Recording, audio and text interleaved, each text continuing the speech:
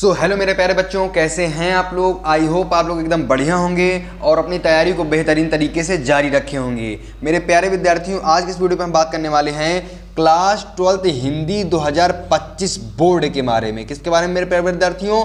UP board के बारे में। ठीक है, आज की इस वीडियो में हम देखेंगे संपूर्ण हिंदी व्याकरण, यानी कि आपके जो हिंदी व्याकरण आता है वो बच्चों 50 नंबर का आता है। तो हम आज की इस वीडियो में पूरे 50 के 50 नंबर कंप्लीट करने वाले हैं। दोस्तों, आपके हो सकते हैं 95 नंबर पक्के, यानी कि 95% हो सकते हैं आपके पक्के। आप बस वीडियो पे लास्ट पर बने रहिए और 50 नंबर का जितना भी हिंदी व्याकरण पूछा जाता है वो आप लोगों का कंप्लीट होने वाला है। मेरे प्यारे विद्यार्थियों, बहुत ही ज़्यादा वेरी इंपॉर्टेंट वीडियो है, जो कि क्वेश्चन वाली हैं, जो कि 2015, 16, 18, 19, 20, 22, 21 में भाई पेपर हुआ नहीं, 23 में पूछे जा चुके हैं। यानी कि बात करें तो हम ये बहुत ज़्यादा इंपॉर्टेंट है, जो कि इस बार भी आने के इसके चांस हैं। तो चलिए हम शुरू करते हैं और आपको सबसे ज़्यादा मोस्ट इम्पॉर्टेंट टॉपिक के बारे में बताते हैं, जो कि हिंदी व्याकरण के हैं।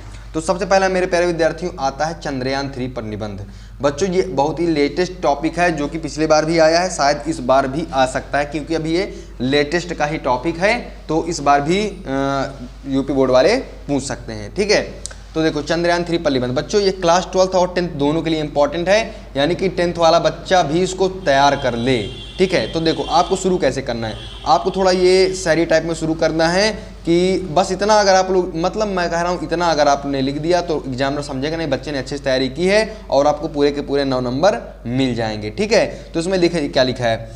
अंतरिक्ष में गूंज उठे हम चंद्रयान का गान लिए, चांद तिरंगे रंग में रंगा नई एक पहचान लिए, मेरे भारत के वैज्ञानिक तुम गौरव हो भारत का, ऊंचा माथा लिए खड़े हम सच्चा एक अभिमान लिए। तो अब इतना बढ़िया तरीके से शायरी बहुत अच्छी तरीके से आप लोगों को लिख देनी है। ठीक है, इसके बाद आप लोगों को हेडिंग डालनी है प्रस्तावना। क्या डालना है? प्रस्तावना आप लोगों को डालना है। इसके बाद इसमें लिखना है, देखिए प्रस्तावना भाई हम इंट्रोडक्शन देते हैं प्रस्तावना में।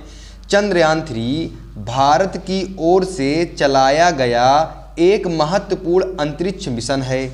इस मिशन के माध्यम से भारतीय अंतरिक्ष अनुसंधान संगठन इसरो चंद्रमा की सतह से जुड़ी सारी जानकारी प्राप्त करता था। ठीक है, ये हम इसकी प्रस्तावना डाल देंगे। ठीक है, यानी जो चंद्रयान 3 है वो भारत की ओर से एक चलाया गया एक महत्वपूर्ण अंतरिक्ष मिशन है, जो कि भारत की ओर से चलाया गया है। ठीक है, चंद्रयान 3। इसके बाद आप लोगों को अगली हेडिंग डालनी है चंद्रयान 3 है क्या, यानी कि चंद्रयान 3 क्या है। आप लोगों को ये हेडिंग डाल लेनी है चंद्रयान 3 क्या है। ठीक है, इसमें आप लोगों को क्या लिखना है, देखिए मैं बताता हूँ आपको। चंद्रयान 3 भारतीय अंतरिक्ष अनुसंधान संगठन इसरो द्वारा चलाया गया एक मिशन है। इस मिशन के माध्यम से भारतीय अंतरिक्ष अनुसंधान संगठन ने 14 जुलाई 2023, यानी इस डेट को भी आप लोगों को याद रखनी है। यानी क्या हुआ था, इस मिशन के माध्यम से भारतीय अंतरिक्ष अनुसंधान संगठन ने 14 जुलाई 2023 को चंद्रयान 3 लॉन्च किया। कब लॉन्च किया था? 14 जुलाई 2023 में। यह चंद्रमा की दक्षिणी ध्रुव सतह पर उतरेगा एवं चंद्रमा से जुड़ी जानकारी अंतरिक्ष के साथ साझा करेगा। यानी कि 14 जुलाई 2023 को चंद्रयान 3 लॉन्च किया गया है और यह चंद्रमा की दक्षिणी ध्रुव के सतह पर उतरेगा, यानी कि अब उतर चुका है। ठीक है, उतरेगा, आप उतर चुका है भी लिख सकते हैं, क्योंकि अब उतर चुका है। एवं चंद्रमा से जुड़ी जानकारी अंतरिक्ष के साथ साझा करेगी, यानी आप लोगों को अपने शब्द में भी कुछ ना कुछ आप लोगों को बताना है। इसे भारत के सतीश धवन अंतरिक्ष केंद्र श्रीहरिकोटा से लॉन्च किया गया है। कहाँ से लॉन्च किया गया? श्रीहरिकोटा से लॉन्च किया गया। क्या है वो? अंतरिक्ष केंद्र है, यानी भारत का अंतरिक्ष केंद्र जिसका नाम है सतीश धवन अंतरिक्ष केंद्र श्रीहरिकोटा से लॉन्च किया गया। तो आप लोगों को चंद्रयान 3 क्या है ये आप लिख दिए। इसके बाद बच्चों आप लोगों को लिखना है इसकी विशेषताएं। क्या लिखना है? चंद्रयान 3 की विशेषताएं। तो आप लोगों को प्यारी प्यारी हेडिंग डालनी है विशेषताएं या चंद्रयान 3 की विशेषताएं, कुछ भी आप लोग हेडिंग डाल सकते हैं। ठीक है, इसमें आप लोगों को लिखना है चंद्रयान 3 चांद की सतह पर जाने की कोशिश करने वाला भारत का यह तीसरा मिशन है। यानी कितना, कौन सा मिशन है भाई? तीसरा, क्योंकि चंद्रयान फर्स्ट, चंद्रयान द्वितीय हम लोग भेज चुके थे। अभी कौन सा मिशन है? तीसरा मिशन है। इस मिशन के अंतर्गत चंद्रयान 3 चांद की सतह पर उतरकर वैज्ञानिक प्रयोगों को पूरा करेगा। क्या करेगा? वैज्ञानिक प्रयोगों को पूरा करेगा कि चांद हमारा कैसा है। ठीक है, चंद्रयान 3 में इस बार इसमें सभी यंत्र शामिल किए गए हैं। मतलब कि जो चंद्रयान फर्स्ट गया था हमारा उसमें भी शामिल किए थे, लेकिन इतनी ज़्यादा नहीं किए गए थे। तो इस बार क्या है, सभी यंत्र शामिल किए गए हैं जो चंद्रमा से जुड़ी हर छोटी से छोटी जानकारी इसरो के साथ साझा करेगी, यानी इसरो को बताएगा। ठीक है मेरे प्यारे विद्यार्थियों, अब अगली जो आपको हेडिंग डालनी है वो है चंद्रयान 3 से भारत को होने वाला लाभ, यानी भारत को क्या लाभ होगा, चंद्रयान 3 से भारत को लाभ क्या मिलेगा। तो आप लोगों को हेडिंग बनाकर लिखनी है, तभी एग्जामिनर आपसे खुश होगा। ठीक है, दक्षिणी ध्रुव पर उतरने वाला पहला देश बन सकता है, यानी अगर जो हमारा अब लॉन्च हो चुका है तो बन गया आप लिख देंगे। ठीक है, दक्षिणी ध्रुव पर उतरने वाला पहला देश बन गया, कौन, चंद्रयान 3 बन गया। ठीक है, या बन गया नहीं, बन ही गया। ठीक है, 23 अगस्त को दक्षिणी ध्रुव पर सॉफ्ट लैंडिंग हुई, यानी 23 अगस्त को क्या हुआ था, 2023 में सॉफ्ट लैंडिंग हुई थी।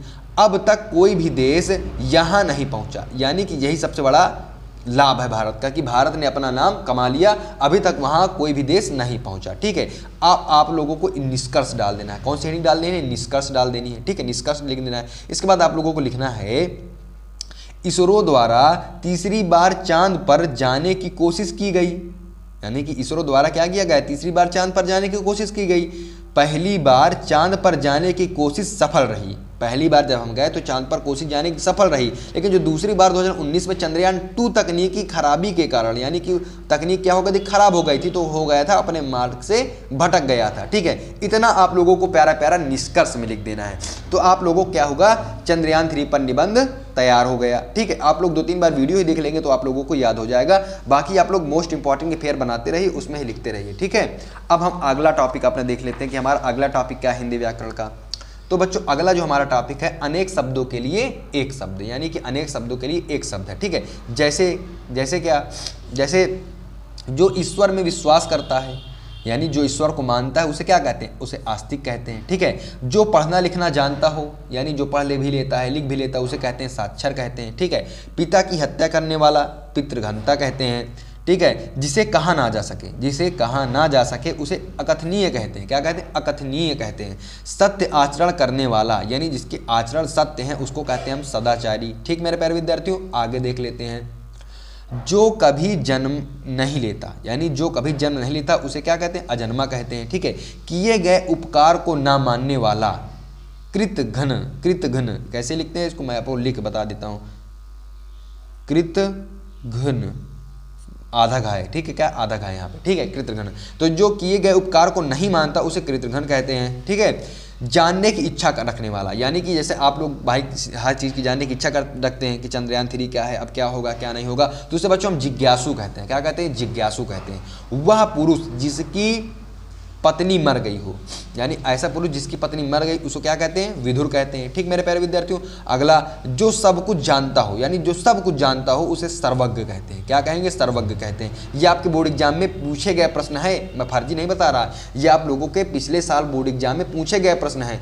इस बार भी चांस है कि ऐसे ही प्रश्न आपके एग्जाम में पूछे जाएंगे। ठीक है, जिसके आने की कोई तिथि ना हो, यानी कि जिसके आने की कोई तिथि ना हो, अतिथि मतलब मेहमान भी उसको कहते हैं, लेकिन इसकी कोई तिथि रहते भाई कब टपक पड़े, है ना, यानी कि कोई बहुत लोग बता के आते हैं लेकिन ऐसे नहीं आते, कोई कभी कभी ऐसे टपक पड़ते हैं, भैया आ गए हम आपके यहाँ, ठीक है, नाश्ता पानी करवाओ।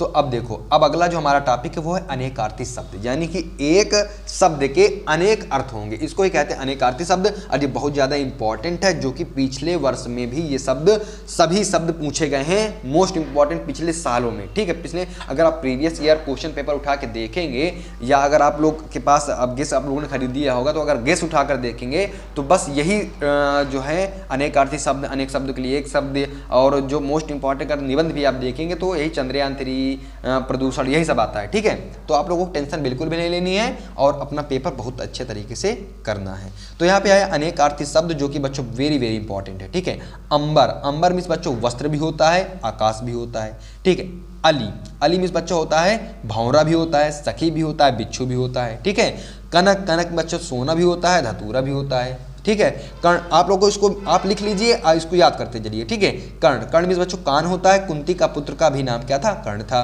द्विज मीन्स बच्चों पक्षी होता है, दांत भी होता है, ब्राह्मण भी होता है, द्विज मतलब। ठीक है, आगे चलते हैं, तो आगे देखते हैं, आगे बच्चों नग, तो बच्चों नग को हम पर्वत भी कहते हैं, नगमिस मतलब कि नग, जैसे कोई कहता है नग तो पर्वत, वृक्ष, नगीना, नग को यानी नगीना भी कहते हैं, नाग, समझ गए कि नहीं। जनक, जनक मतलब बच्चों पिता, जनक का मतलब पिता भी हो गया। राजा जनक का भी नाम जनक हम लोग कहते हैं, ठीक है। आगे लक्ष्य, लक्ष्य एक होता है उद्देश्य, एक होता है निशाना। लक्ष्य जैसे हमारा लक्ष्य है कि हम इंटर 55% लाएंगे तो ये हमारा उद्देश्य है, ठीक है। और जो निशाना है, जैसे हम किसी को हमारा लक्ष्य है कि हम उसको तीर मारेंगे तो वो हमारा क्या हो गया, निशाना हो गया, ठीक है। तो उसको भी हम लोग लक्ष्य बोल देते हैं, यानी एक शब्द के अनेक शब्द हैं, ठीक है। अब आगे चलते हैं। आगे जो बच्चों हमारा है वो है नीरज। जलज भी होता है नीरज मीन्स कमल भी होता है, ठीक है। खल, खल दिख रहा नहीं दिख रहा, ये लोग पूरा दिखेगा। खल, खल का दुष्ट भी करते हैं, दुर्जन, अधम भी कहते हैं किसको, खल को। कुल, एक कुलवंश हो गया, एक क्या हो गया, कुलवंश हो गया, एक समस्त हो गया, जैसे कुल, कुल मतलब टोटल, समझ गए, समस्त। अब बच्चों मित्र, मित्र को दोस्त भी हम लोग कहते हैं, सखा भी कहते हैं, सहयोगी, जैसा आपको साथ दे दिया, सहयोगी को भी आप मित्र बोल देते हैं। जैसे आप कहीं जाते हैं, मान लीजिए आप कॉलेज में जाएंगे तो आप कोई ना कोई फॉर्म भरेंगे आप, ठीक है। जब आप फॉर्म भरेंगे तो आपको नहीं समझ में आएगा तो आपका कोई मित्र होगा, उससे आप मांग के भर लेंगे तो आपका क्या हो जाएगा, वो आपका सहयोगी हो जाएगा, ठीक है। आगे देखते हैं, हम लोग आगे चलते हैं बच्चों। व्याकरण, ये बच्चों व्याकरण तो हमारा चल ही रहा है, यहाँ पे ऐसे हेडिंग डाली है व्याकरण। अब देखो बच्चों, शब्दों में सूक्ष्म अंतर बहुत ज़्यादा आते हैं शब्दों में, ठीक है। तो आप लोगों को क्या करना है, इनको भी तैयार करते हुए चलना है। और जो मैं अब कराने वाला हूँ वो बच्चों मोस्ट इंपॉर्टेंट सूक्ष्म अंतर है, ठीक है। जैसे अविराम, अविराम, अभिराम, यानी बच्चों जो अविराम अभिराम है इसमें क्या अंतर है, सूक्ष्म अंतर। लगातार और रुचिकर, अनवरत और आकर्षक, सुंदर और आकर्षक, बिना रुके और सुंदर, यानी अविराम का मतलब बिना रुके, विराम मतलब ठहरना, अविराम मतलब बिना रुके, और अभिराम मतलब सुंदर, यानी बच्चों हमारा दूसरा नंबर जो है वो सही हो जाएगा। तो आप लोगों को प्रश्नोत्तर संख्या पहला नंबर का दूसरा नंबर आप लोगों को उसमें लिख के आना, यानी कि क्वेश्चन आपको पूरा नहीं उतारना है, ठीक है। मतलब इस प्रकार क्वेश्चन पूछा जाएगा, इसी वजह से मैंने लिख के बता दिया आप लोगों को। अब बच्चों आगे चलते हैं। अगला हमारा है बात, वात, यानी बच्चा बात मतलब बातें और हवा, ये वाला सही है। कि वायु और विकार, ये वाला सही है। कि रोग और दवा, ये वाला सही है। कि विचार और शिकार, ये वाला सही है। तो बच्चों बात, वात, बात का मतलब होता है बातें, वात का मतलब हवा, यानी हमारा पहला नंबर जो है वो बिल्कुल सही है, ठीक है। अब आगे चलते हैं। अगला हमारा है अंश, अंश, यानी एक में सिलौता वाला था, एक में सिटकारी वाला था। तो अंकुर और हिस्सा, ये वाला सही है। कि हिस्सा और अंकुर, ये सही है। हिस्सा और कंधा, ये सही है। कि कंधा और हिस्सा, ये सही है। तो भाई बताइए आप कौन सा सही, कमेंट करिए तुरंत। चलिए मैं बताता हूँ, अंश और अंश में अंतर क्या है। अंश में बच्चों कंधा होता है और अंश में हिस्सा होता है, तो हमारा तीसरा नंबर सही है। अब जो चौथा नंबर देखिए, अम्बुज, अम्बुद, तो बच्चों इसका जो वो होगा अंतर, सूक्ष्म अंतर होगा, कमल और बादल, ये होगा, ठीक है। यानी हमने कुछ प्रश्न लिख के बता दिए आप लोगों को, आप लोग समझ गए होंगे प्रश्न किस प्रकार से पूछे जाते हैं, ठीक है। अब बच्चों देखो, द्रव एक द्रव्य, तो द्रव मीन्स तरल पदार्थ और द्रव मीन्स क्या होता है, धन होता है, ठीक है। अनल, अनिल, अनल मतलब अग्नि और वायु, अनिल मतलब वायु होती है, ठीक है। गृह, क्या हुआ, गृह, गृह और ग्रह, गृह मतलब घर और ग्रह मतलब नक्षत्र हो गया, ठीक है। भवन, भुवन, भवन मतलब घर और भुवन मतलब संसार। तो ये हमारे हो गए शब्दों में सूक्ष्म अंतर। अब बच्चों हम चलते हैं आगे। तो हमारा अगला जो टॉपिक है बच्चों, लोकोक्तियाँ एवं मुहावरे। क्या है, लोकोक्तियाँ एवं मुहावरे, जो हमारा अगला टॉपिक है, इसको हम अब देखते हैं। जैसा पहला नंबर क्या लिखा है, अपना उल्लू सीधा करना, तो इसका अर्थ बच्चों होगा स्वार्थ सिद्ध करना, ठीक है। अपने पैरों पर खड़े होना, स्वलंबित होना, ये बच्चों पूछे गए हैं प्रश्न, पिछले वर्ष में पूछे गए हैं, ठीक है। अंधे की लकड़ी होना, एकमात्र सहारा होना, ठीक है। आगे देखते हैं, आगे क्या है, आगे ईद का चांद होना, बहुत दिन बाद दिखाई देना, ऊंट के मुंह में जीरा, अत्यधिक को कम मिलना, ठीक है, अत्यधिक को कम मिलना, गागर में सागर भरना, थोड़े दिन में बहुत अधिक, यानी गागर में सागर, थोड़े में बहुत अधिक, यानी गागर में अगर सागर भर दिए तो उसमें थोड़े में बहुत हमने भर दिया, ठीक है। तो देखो, घी के दिए जलाना, बहुत प्रसन्न होना, भाई आप घी के दिए जलाएंगे तो बहुत प्रसन्न होंगे, ठीक है। घोड़े बेचकर सोना, गहरी नींद सोना, ठीक है, ये भी भाई मुहावरा है, ठीक है, आप लोग देख सकते हैं। पगड़ी उछालना, अपमान करना, पगड़ी उछालना मतलब अपमान करना, ठीक है। आधा तीतर आधा बटेर, इसका मतलब होता है बेगेल मिश्रण, ठीक है। ऊंचे दुकान के फीके पकवान, तो इसका मतलब क्या हुआ, केवल बाहरी दिखावा, यानी ऊंचे दुकान के फीके पकवान यानी केवल बाहरी दिखावा है, अंदर सब बेकार है, ठीक है। हवा से बातें करना, बहुत वेग से चलना, वेग मतलब तेजी से चलना, ठीक है। आगे देखिए, मुंह फुलाना, असंतुष्ट होना। भाई आप लोग मुंह फुला लेते हैं, यानी आप असंतुष्ट हो जाते हैं कि भैया पापा जी हमको ये चीज़ चाहिए, भाई जी हमको ये चीज़ चाहिए, तो आप लोग क्या करते हैं, मुंह फुला लेते हैं। ठीक है। आंखों में धूल झोंकना, धोखा देना। भाई बहुत लोग आंखों में धूल झोंक देते हैं, धोखा दे देते हैं आप लोगों को। ठीक है। आंख दिखाना, क्रोध प्रकट करना। क्या? क्रोध प्रकट करना। तो ये आपके बच्चों हो गए लोकोक्तियां एवं मुहावरे, जो कि मोस्ट इंपॉर्टेंट मैंने बता दिया, जो कि पिछले वर्षों में भी पूछे गए हैं। अब बच्चों आगे क्या है, आगे हमारा है वाक्य में त्रुटि मार्जन। क्या है? वाक्य में त्रुटि मार्जन। यानी बच्चों ये बहुत ही आसान आता है, अगर आप लोग एक बार पढ़ भी लिए तो आप लोगों को लगेगा अरे ये तो बहुत आसान है। ठीक है। तो वाकई में ये आसान आता है, और आप लोग एक बार पढ़ लेंगे तो आपको समझ में आ जाएगा कि नहीं अरे इस प्रकार के पूछे जाते हैं प्रश्न। तो वाक्य में त्रुटि मार्जन, मेरे को विद्यालय जाना है, ये वाला सही है कि मुझे विद्यालय जाना है, ये वाला सही है। तो भाई मुझे विद्यालय जाना है, ये वाला सही है। आज सीधी सीधी बात। ठीक है। यह संतरे मीठे हैं। क्या है? यह संतरे मीठे हैं, तो ये सही होगा कि ये संतरे मीठे हैं। भाई मीठे लिखा है, ठीक है, आप लोग समझ जाएंगे मीठे लिखा है। क्या है? ये संतरे मीठे हैं। ठीक है। क्या आप भोजन कर लिए हैं, ये वाला आपको सही लग रहा है कि आप इसमें चेंज करके लिखेंगे, क्या आपने भोजन कर लिया है, आपने लिया है, क्या आपने भोजन कर लिया है। अगला देखते हैं, अगला हमारा पक्षी पेड़ में बैठी है, ये वाला सही आपको है कि आप इसको अच्छे से बोलेंगे, पक्षी पेड़ में बैठे हैं, ये वाला सही है। ठीक है। तो ये हमारा क्या हो गया, वाक्यों में त्रुटि मार्जन, जो कि प्रत्येक वर्ष पूछा जाता है, और इसमें बिल्कुल सूक्ष्म त्रुटियां होती हैं, उनको ही आपको पहचान के लिखना होता है। अगला बच्चों हमारा जो टॉपिक है वो है अपठित गद्यांश हल सहित। यानी बच्चों ये जो हमारा अपठित गद्यांश है वो 5 नंबर का पूछा जाता है। जैसे आपको पहले अब मतलब पहले ये नहीं आता था, लेकिन अब ये पिछले साल से यानी 2024 से ये ऐड हो चुका है, उससे पहले कहीं नहीं आता था ये। ठीक है। तो आप लोगों को क्या करना है, अपठित गद्यांश हल सहित, यानी कि आप जो पढ़े नहीं होंगे ऐसा गद्यांश आपको लिख के आएगा, आप समझते हैं ऐसा आपको एक गद्यांश लिख के आएगा, उसमें प्रश्न पूछे जाएंगे 5 ठियाँ, उनका ही आपको उत्तर देना होता है, और एक प्रश्न 1 नंबर का होता है, यानी 5 अंक आप लोगों के पक्के हो जाते हैं। बहुत ही आसान आता है, बाकी आप टेंशन नहीं करिए, मैं आप लोगों को ये वाला भी कल की वीडियो पे ला दूंगा, अपठित गद्यांश हल सहित। ठीक है। तो आप लोगों को ये भी कंप्लीट हो जाएगा, तो आपको कोई भी दिक्कत खामियां नहीं होगी। तो आशा करता हूँ बच्चों आपको मेरी वीडियो पसंद आई होगी। भाई अगर वीडियो पसंद आई हो तो एक प्यारा सा कमेंट और एक लाइक जरूर कर देना। ठीक है। धन्यवाद।